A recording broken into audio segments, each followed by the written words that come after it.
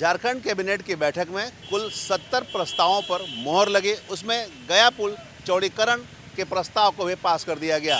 बता दें कि गया पुल चौड़ीकरण होने से आम लोगों को जाम की समस्या से मुक्ति मिलेगी, साथ ही कई तरह के फायदे भी लोगों को मिलेंगे। अभी आप देखिए, हमारे पीछे हम खड़े हैं रंगाटाल चौक के पास, सामने हमारे गया पुल है। अभी यहाँ पर एक अंडरपास है जिससे आवागमन लोग करते हैं और इसके कारण जाम की समस्या भी उत्पन्न होती है। अक्सर जाम लग जाते हैं और काफ़ी समस्या का लोगों को सामना करना पड़ता है। अब अंडरपास बन जाने से यातायात सुगम होगी और जाम की समस्या लोगों को नहीं झेलनी पड़ेगी। अब हम आपको बता दें कि यहाँ जो अंडरपास बनने हैं, आप देख सकते हैं सामने अप्रोच रोड है। ये श्रमिक चौक से अप्रोच रोड होते हुए मंदिर का कुछ पार्ट उसमें समाहित होगा और ये सीधे अंडरपास आगे निकल जाएगा और उसके बाद अप्रोच रोड बना दिया जाएगा और उसी से आवागमन होगा। मतलब एक बार बन जाने के बाद ये वन वे हो जाएगा, एक तरफ से जाने का एक तरफ से जाने का यातायात बहुत सुगम हो जाएगा। अब यहाँ बता दें कि ये गया पुल चौड़ीकरण के मुद्दे को विधायक राज सिन्हा ने विधानसभा में उठाया था और प्रमुखता से अपनी बात को रखी थी और मांग की थी कि गया पुल चौड़ीकरण की स्वीकृति दी जाए। एक बार हम आपको दिखाते हैं कि किस प्रकार से विधानसभा में विधायक राज सिन्हा ने ये मुद्दों को उठाया था और उसके बाद जब उनसे बात की गई तो उन्होंने क्या कुछ कहा। राज्य सरकार से अभिस्ताव करती है कि धनबाद जिला मुख्यालय अंतर्गत पूजा टाकी से बैंक मोड़ के मध्य गया पुल अवस्थित है।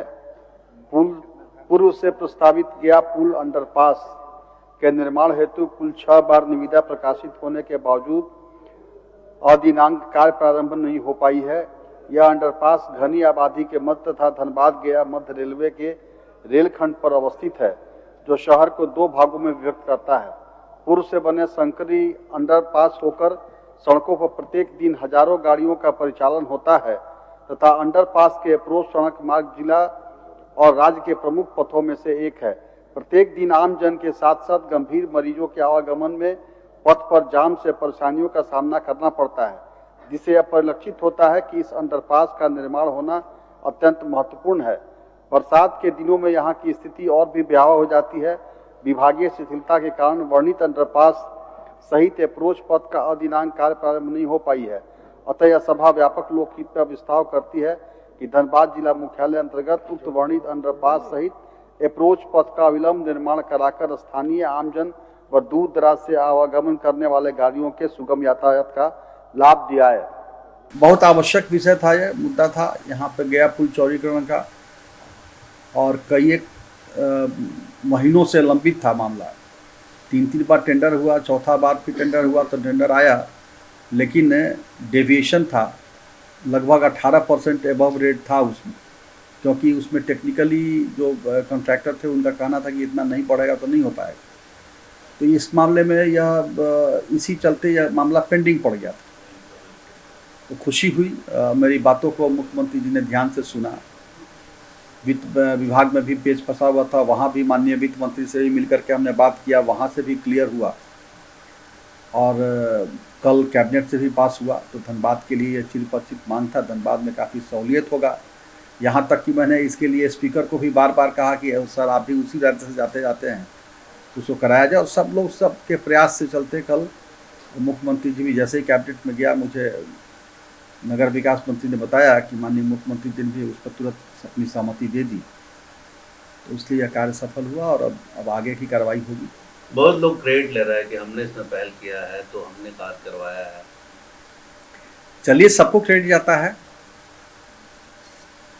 जो लोग बोल रहे हैं, भाई मानता हूँ कि सब लोग विधानसभा के सदस्य हैं, सब लोग विधानसभा में उठाए होंगे, सब लोग प्रश्न दिए होंगे, सब लोग मुख्यमंत्री से बार बार मिले होंगे, सब लोगों ने चिट्ठी लिखा होगा, सब लोग मुख्यमंत्री से मिल करके, मुख्यमंत्री की बात छोड़िए, पथ निर्माण सचिव से भी मिले होंगे, वित्त मंत्री से ही मिले होंगे, सब लग भिड़ करके मिल के कराए होंगे, इसलिए सबको क्रेडिट जाता है। तो हम कहीं इसमें मुझे क्रेडिट की आवश्यकता नहीं है।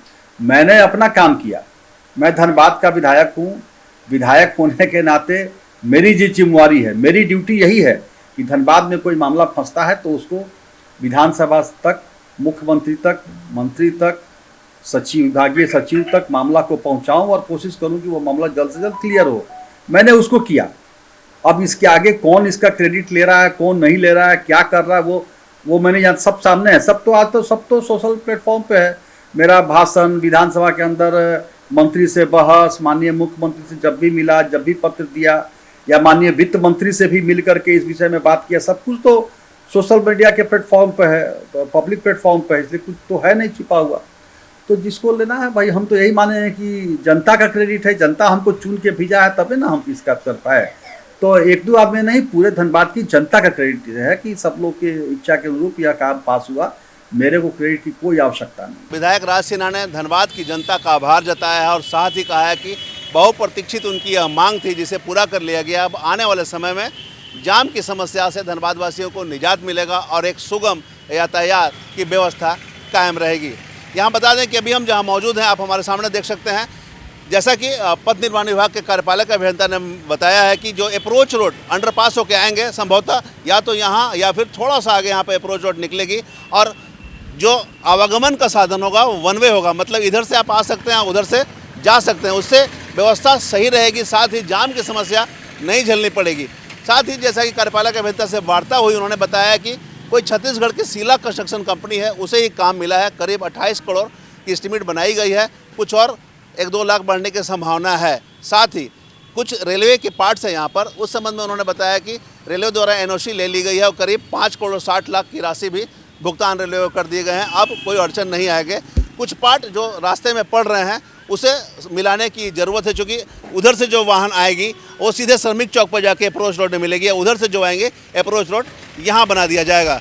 अब जैसा कि उन्होंने बताया कि करीब 18 महीने लगेंगे पूरे काम पूरे होने में। अंडरपास बन के 18 महीने में तैयार हो जाएंगे और 2 महीने बाद इसकी कार्य की शुरुआत कर दी जाएगी। मतलब जुलाई से अंडरपास के कार्य शुरू हो जाएंगे और कार्य प्रगति पर होने के साथ ही 18 महीने में पूरे काम कंप्लीट हो जाएंगे। उसके बाद जाम की समस्या से निजात के साथ साथ जो वाहनों का बोझ आज धनबाद में पड़ रहा है, जिसके कारण जाम की समस्या होती है, उससे लोगों को निजात मिलेगी। हम तमाम इससे जुड़ी खबरों से लगातार आपको अपडेट करवाते रहेंगे। कैमरामैन संजय के साथ धीरेंद्र, मिरर मीडिया, धनबाद।